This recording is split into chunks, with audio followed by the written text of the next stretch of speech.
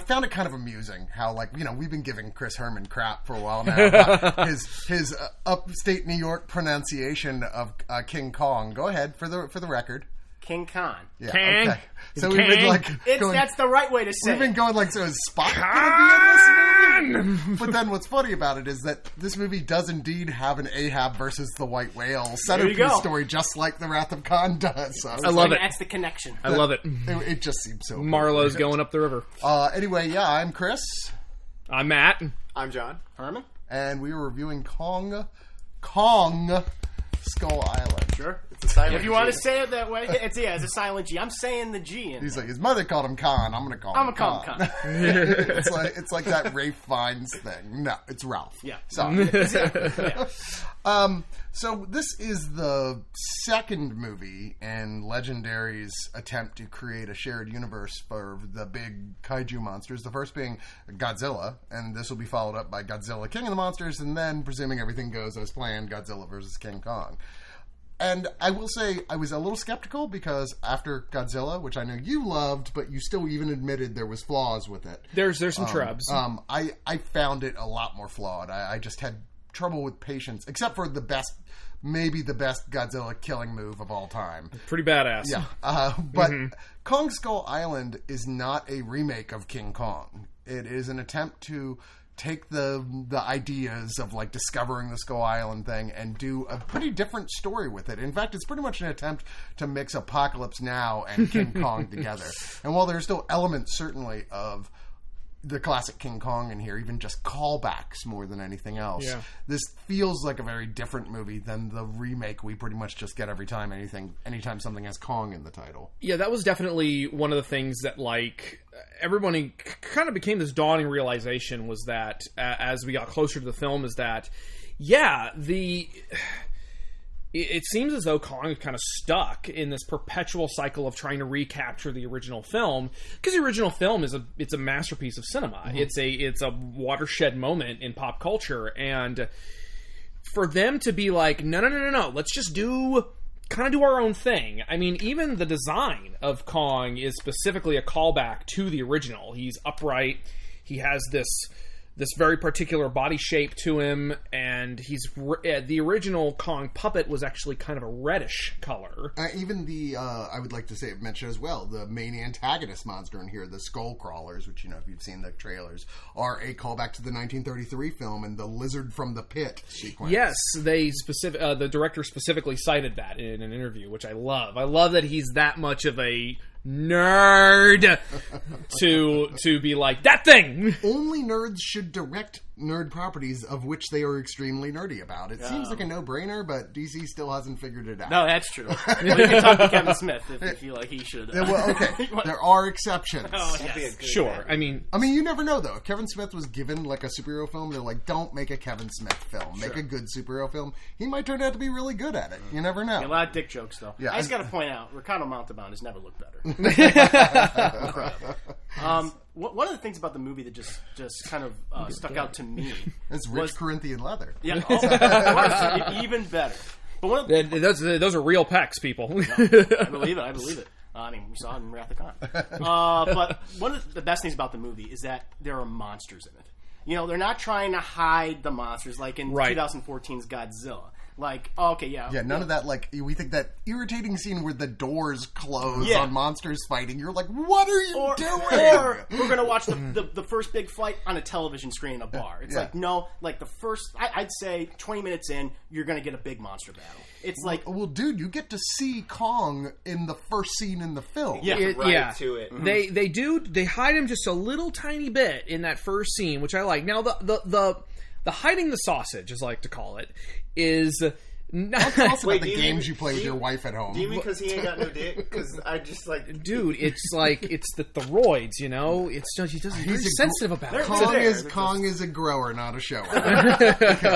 Thank you. No, I get what you get that old trope where they want to hide the monster, they want to keep it suspenseful because it's a big money shot moment where the monster is revealed. Yeah. And with Godzilla, I don't disagree with the sentiment, but at the same time, and I even like the cutaway where they cut away at the very first part because it's kind of a funny gag and I kind of like it. But then after that point, you need to get going. Yeah. You need to get good, so to speak. The movie's called Godzilla, not Aaron Taylor Johnson. Well, that was the biggest screw up with that movie. They introduce us to two really good characters that we genuinely are interested in, then kill them and introduce us to some really banal characters that we don't care about instead. Yeah, I mean, seriously, I've had a lot of time to ruminate on that film, and I've got a lot of thoughts on it. But we're not talking about Godzilla. We're talking about Kong. I'm just making the comparison. Godzilla himself was cool. I'll say sure. that. Yeah. Sure. They've got the monster stuff down in this new universe. And that's the thing is, here, right off the bat, they're not afraid to show you Kong because they know, man, Kong looks good. He makes it all look good. Wait. It is a really cool CG creature they've got here with realistic mocap work, which may or may not be by actor Toby Cabell. It is Toby Cabell. Two people who did the mocap work here. He's actually one of the Marines in the story as well. Oh, get out of here! Yeah, Chapman. He's right? He was Chapman. Yeah. Oh man, I recognize this because he's also Doom. Yes. Oh, or Koba, which of course maybe that was where he got the experience to play Khan.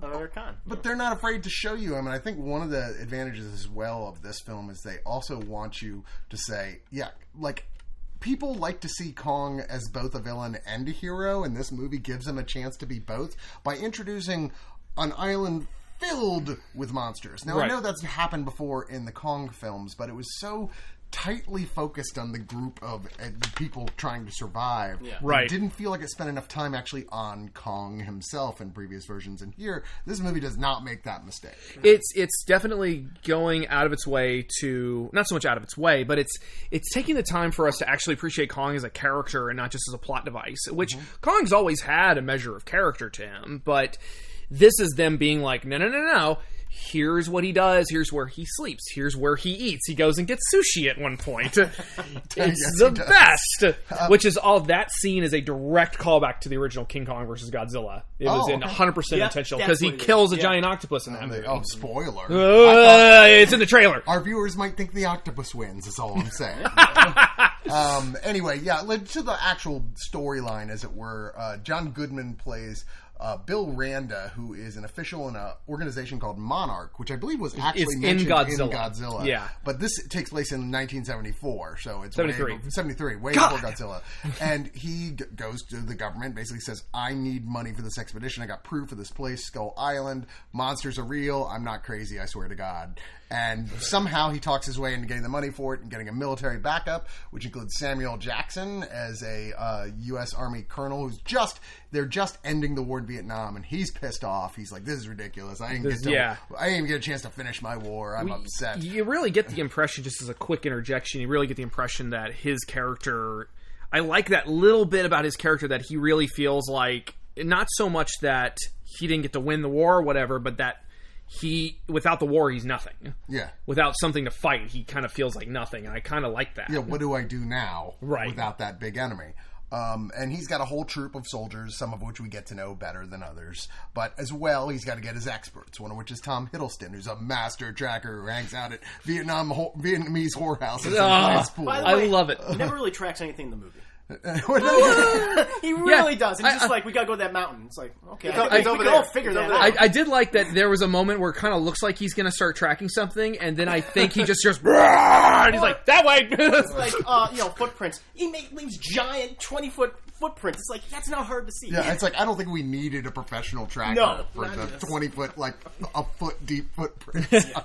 To be fair, he's still good in the movie. He is good in the film. But they also they're like, okay, we need a photographer, so they end up getting Brie Larson, who's she calls herself anti-war photojournalist, who is very topical film. It's like, well, there seem to be a lot of people who aren't saying what's actually going on, so I'm going to go on this mission, which is, sketchy reason to go on an exploration mission here, but whatever.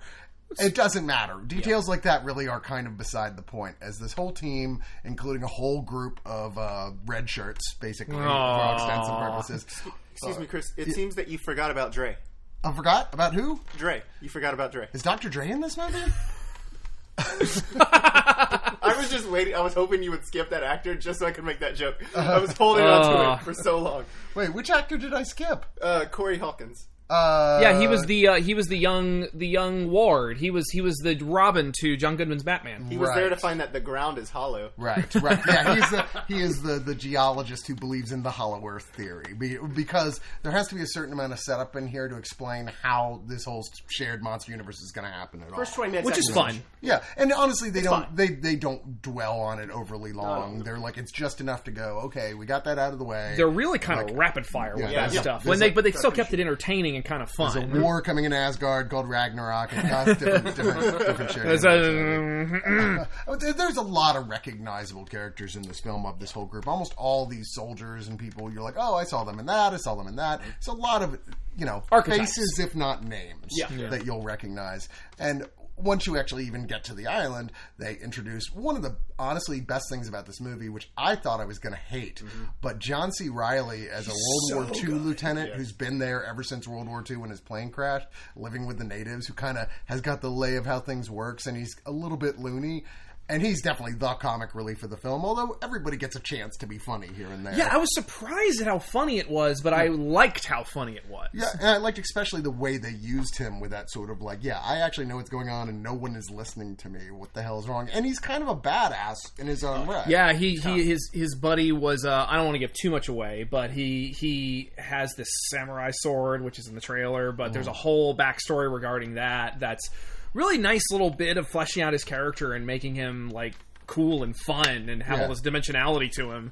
Even though a lot of the characters didn't have as much depth as we would any want. Large ensemble piece. Sure, but everyone had their moment.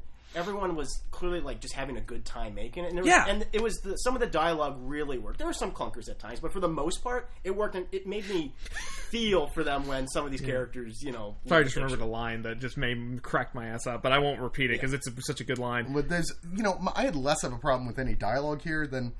There's a couple awkward action sequences. Not with the giant monsters. When it's giant monster versus giant monster, it's as good as you've ever seen it. It's like, wow, that's amazing. Like, literally, Matt Frank next to me was turning into like a bucket of goo like Odo from Deep Space Nine. Like, I had to put out... I did this a couple of times. Yeah, you did. You squeed. Even Harry Knowles looked back at you like, what the hell's wrong with that guy? Did he really? Because I've been worried now. He did not.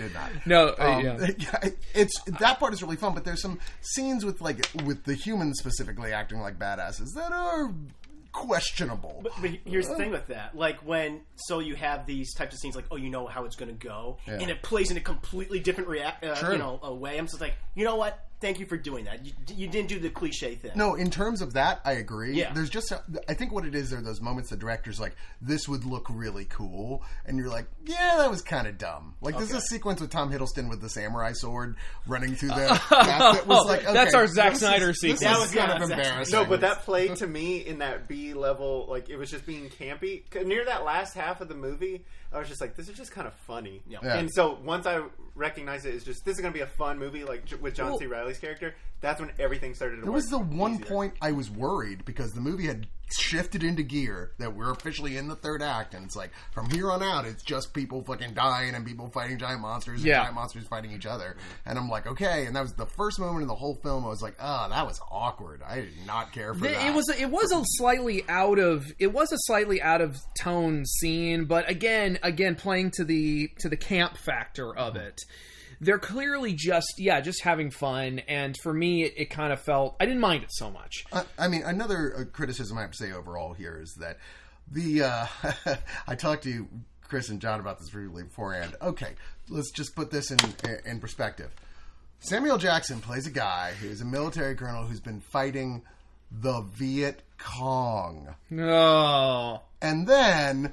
he comes to this island and he becomes the Ahab against the white whale fighting Kong. And I was like, that is so on the nose. I don't think anything has ever been that on the nose. I don't think they knew about that. I don't think they realized that. I don't know. Here's the thing. They sell it because Samuel L. Jackson is hamming up so much. I mean, there's a point in the movie when, Khan messes a bunch... Yeah, when Khan messes a bunch of helicopters. It was so good. And Samuel Jackson, he's just mean-mugging Khan the entire time, just looking at... He's got that squinty, and that it's just like, and they're both squinting at each other. It's just like, okay, it's fine. I'm totally fine. Gonna lose Kong. Sorry.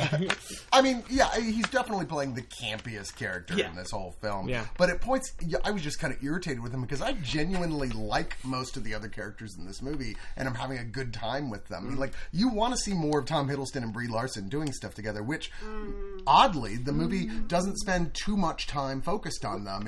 It tries enough to give everybody time that it doesn't overly focus on their characters. Yeah. In fact, I'd say John C. Reilly gets more screen time than almost anybody. And that's what I was very happy about. The earliest concern I had at the beginning was there's a scene where just Brie Larson and Tom Hiddleston are really close, and I was like, I get it. They're very attractive people. We're going to want them to be together. And that was when it was so serious and them like holding hands and just like protecting each other. I was just kind of like, this is so atypical of what I would expect in this kind of movie. But then when basically Steve Brol shows up from Tim and Eric, that's when I was like, this is the movie I want to see. We don't speak of that, John. We don't speak of that here. Yeah, it's one of those. It's just so interesting because I feel like recently there's been a bit of a trend, and maybe I'm wrong about this, but maybe there's been a bit of a trend away from just bull rushing a romance into a film where it just... like it feels out of place, because for a long, had this movie been made 10, 15 years ago, they would have absolutely been making out by the end of the movie. That would have been the climax of the movie. That would have been them kissing when the helicopters come to pick them up. But that's one of the pleasant things about this movie, that as corny as it is, it keeps not doing the stuff that a corny movie usually does. It keeps you guessing. There's a sequence that is the big hero moment, sacrifice moment for a character. Oh! That they totally so sad! Nope. Oh! I was shocked that happened. That was very funny to me. It's like the whole audience goes, oh! Yeah, you feel so bad. The movie is weirdly reserved in some places. It's just like, and I think it works in that case. And what you said, John, I actually thought that Brie Larson and Tom Hiddleston were the weakest characters in the whole film. Anytime they were on screen, I'm like, I'm bored. You know, I'd rather spend time with John C. Reilly, or honestly, the Tom Hiddleston character could have been played by one of the other military guys. I mean, giving him something more to do. He's supposed to be the brains of the group. She's the heart of the group, and we get that. That's a cliche in and of itself, and they don't spend that much time with them. They're there mainly for a bit of to let the audience know how the rest of the characters are feeling, to set the tone of things. Yeah, more than the anything tone else, and is they do good. it just enough. Now, the idea, anytime you introduce a character who's supposed to be a badass tracker, who they start off by showing him kicking a bunch of guys' asses with martial arts, I'm like, I want to know more about that guy. And it's odd. It almost feels odd that they don't. There's never a moment where he's like, something British, something Nazis. Well, they got that a little bit. No, but, they got that. That was one of the first big scenes that he had was talking about Nazis. I mean, only character who really does a traditional martial arts thing in here is King Kong himself. So good! So good! Who gets a great moment right out of Shaw Brothers films, basically, with the weapon on the end of a chain. Knowing the kind of director that John Voight Roberts, that's his name, right? I believe so, yeah. Knowing the kind of director he is and the kind of big nerd he is and how much he likes throwing in references to stuff, I just loved how... Jordan Voight Roberts. Jordan Voight Roberts? Yes. Okay, my bad. You fucked it up. I did. You got 2/3 of the way there. We'll fix it in post. No, I just like that. But on the subject of Hiddleston and Larson, I was a little frustrated because Brie Larson's a really good actress, and she really is, even with these kind of nothing scenes, she's still kind of acting her ass off, and she's still... There are just little things that she does with her body language. Whenever... Obviously, they're looking at a green screen where they're looking at a giant monster.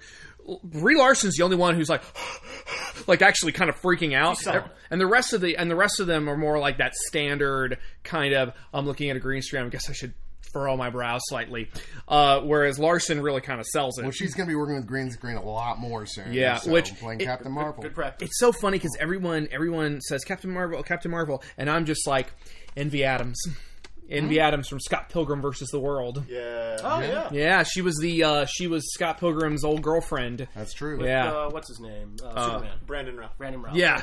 The best boss battle with basically like a Guitar Hero-esque boss punched battle. my boyfriend so hard that he burst. So yeah, I don't know. I didn't so much mind that I didn't mind that there wasn't. I did mind that there didn't. Sometimes I felt like there wasn't quite enough for them to do, but I didn't felt like they were. I just didn't. I didn't mind that they were underserved too much because I felt like there was just enough there to make me like them. Okay. Yeah. So that's just me. Well, why don't we go into final thoughts on this thing? And John, why don't you start us out? I think this movie starts off a little slow. It plays a little by the books the first 20 minutes. But like I said, after that, it starts getting campier. Then you add Steve Brule in there. And it's just like, once you accept that it's just going to have a lot of fun, it's really goofy. And that's when it's at its best. And it does have those typical things about man versus nature. Man's going to get its shit fucked up. So, every time. Don't even get in that fight. Unless Roy Scheider is there. It hits all those beats. And then when it goes full Far Cry 3 with the first-person shooter stuff, and then that's right. PS2 game, they run a video game podcast on I got to get my plugs in, y'all. And I just felt like I want to play a video game of this, and the Kong game from 2005 is actually pretty good. It's a pretty good game. Good. Yeah, I didn't even know there was one. It's pretty good. Pretty good. But this is I do enjoy it more than Peter Jackson's last effort, and I enjoy it more than Godzilla from 2014. And it makes me really excited to see where it's going to go, because it did build a solid foundation for a lot of these characters. Eazy-E got to, Eazy-E's in this movie, and that's awesome. NWA references. So I got it, but it's still not great. But the foundation is there.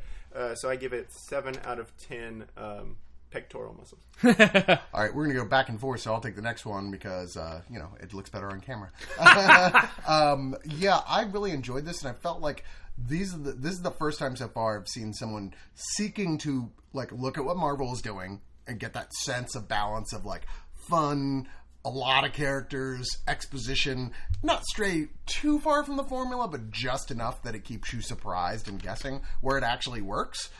This made me want to continue to watch more of these films. In fact, I'll go so far as to say, and I know Matt's going to go, but this is the best kaiju film since the 70s King Kong. It's definitely the best Kong film since the 70s King Kong. Yeah.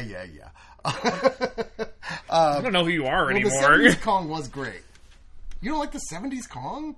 I mean, Jessica Lange's kind of hot. 70s Kong's a masterpiece. Anyway, especially in practical effects. I'll give you that. I'll give you that. Anyway, you guys are like, there were a 70s Kong? I remember. The point is, everybody gets just enough time on camera to where you remember them, and they have something to do, and they have something to say, and even though, I already heard a couple critics going, it'd be nice if we got to have a little depth to these characters. It's a giant ensemble piece. You just aren't going to get that in this type of movie. But the secret is, can you still make a really fun, good movie even without a lot of character depth? And the answer is, from not just this, but many other films, yeah, absolutely you can. I mean, it'd be kind of fun if we saw more of these characters in future films. I don't know if we will or not. Certainly, there's already a big multi-decade gap between the first film of the series, Godzilla, and this film, which is 1973. But hey, what are you going to do? I did find that, and this is not something that bothers me as much as it bothers a lot of other people. Man, this movie does not want you to forget it's 1973. Constantly. Yeah. The same 5 songs that you hear in every single movie. Every single film from this era, you're just like, God damn it. For example, look at this issue of Life magazine. Look at the, it's just like, oh my God, we get it. It's 1973. Move on already. But, that's one of those things okay, I get it. I prefer when someone sets it up and then they move on. But, some people go crazy about this shit. So I'm just warning you, they do that a lot here. But when it comes down to this last act and watching giant monsters battle each other with humans helping in the background, you're like, this is as good as we've seen this. This is awesome. I was just there this is exactly why we came to see this movie. This is why every one of you who are thinking about seeing this wants to see it. It pays off. And not in a short, brief way either. In a pretty sizable sequence that gives you exactly what you want to see. I'm going to give this 8 out of 10 times Brie Larson woke up in King Kong's hand and said, wait, did I miss something? Chris Herman? I really enjoyed this film. I felt that it delivered in terms of giant monster battles. That's what we all wanted from 2014 Godzilla and a lot of other big kaiju movies. I was taken aback at how I liked so many of the characters. Even though, they didn't have death, but that was fine because their personalities were so big and outrageous, and it really worked for me. In terms of things I just didn't particularly care for, Brie Larson and Tom Hiddleston. If they were to continue on with this series with them, then I probably want them to be a little more outrageous, a little bit goofy like everyone else. I think that's worked. Like this movie struck the right tone of being serious in some cases, but at the same time, like having fun with itself. I really like that. And part of me just kind of wishes that this had been the first of the giant Monsterverse Brothers of the Monsterverse, and kind of ignore the 2014 Godzilla, because I think it would be nice if this universe could be a period piece where it takes place in the 70s or the 80s. I just like that aesthetic. I think it really works here. And I think, by the way, I think this is the best kaiju movie since Godzilla vs. Destroyer, 1995 classic, which to me is my favorite Godzilla film. I think one of the best. Fair I don't know if Matt... Well, there's a cat on me, so I can't disagree with you too harshly. Okay. But that's fine. Fair enough. Yeah, so for me, I'll move the cat. Let's see what happens. Yeah. I'm just kidding. But, for me, I'd probably give it 8.5 King Kong skulls. Ooh, nice. I'm sorry, the con thing just kills me. Okay. Can. I don't say it like that. Can. What was Ma'am! is when he just said earlier, Star Trek II, Wrath of Khan, he said Wrath of Kong. He said it There you go. He said it called Kong for King Kong instead of Khan. And when he's saying Kong, he's saying Khan. Can't take you anywhere. I know. I'm going to say it from that way from now on. I think he's doing it intentionally to frustrate me. Sure, of course. Matt Frank, why don't you give us the finale review? The lowdown. So I do have a lot of I've had for a little while a little bit of mixed feelings towards this Monsterverse, because it's a tricky thing that a lot of these studios are trying to do. A lot of people are trying to do shared universe stuff. And even though Godzilla 2014 wasn't intended to be a shared universe thing, they didn't even know they were going to do Kong until like way after that movie was out. But I mean, as we got closer to this, I just got more and more excited, and I just started seeing where they were going with this, and I just thought to myself, man, if they can pull this off, there's a sweet spot here with goofiness and just a touch of the serious to make it compelling and make you feel peril for these characters while also liking them, while also laughing a lot. And I appreciated that. I really enjoyed it. I was definitely like now to be fair, I do have a bias. A bit. A little bit. So and might sometimes be your wheelhouse. I sometimes I've noticed that I've started to try to ruminate on stuff a little bit more before I really start to form an opinion on it.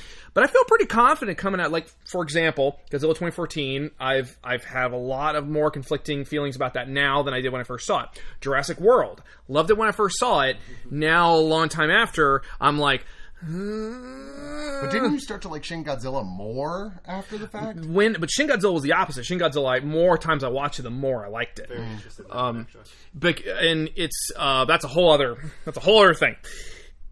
This was just a bone crunching, badass, just fun as hell. Let's pack this thing filled with as much entertainment value as we can without making it feel dissonant or like a mess, or without losing track of where we're going, or an hour of Japanese businessmen arguing in conference rooms. You're missing the point, man. That movie missed the point of what a Godzilla movie should be. Let's not go there. Okay, I'm sorry. I was going to say, that's another little kettle we're going to have to open. But anyway.